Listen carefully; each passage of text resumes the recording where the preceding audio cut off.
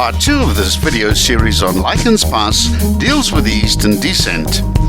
If you intend driving this pass, it's important to watch Part 1 first, which includes the Google Earth orientation clips, as well as other important information relating to safety, tourism, and historical details.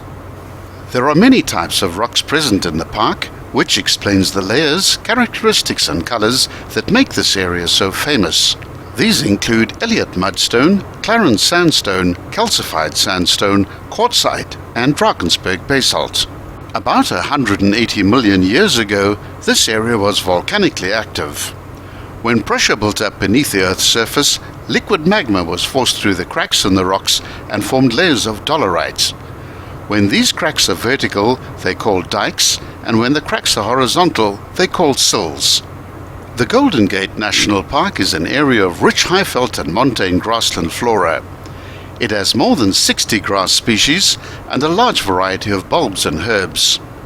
Each of these species has its own flowering time, meaning that fall flowers can be seen throughout the summer.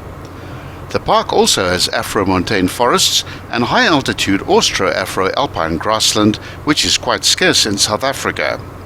Two species of protea are found in this area, the common sugar bush and the silver sugar bush. Also plentiful on the slopes leading down to the river is the mountain cabbage tree or kippersol. The next 1.5 kilometers is both the steepest and twistiest part of the pass. There are altogether 7 corners between this point and the bridge at the bottom of the pass, but 4 of these are sharp hairpins with a radius of greater than 150 degrees. The pass will descend 114 meters through this section, resulting in an average gradient of 1 in 12, but a maximum gradient of 1 in 4, which is extremely steep.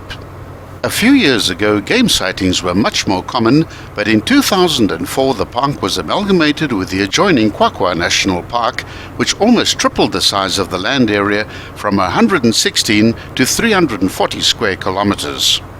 Once the fences were removed, this allowed many of the plains animals, such as zebra and wildebeest, to migrate to the warmer and flatter grassy areas on the northern side of the mountains. This bridge over the Clarksbreed River marks the eastern end of Lichens Pass.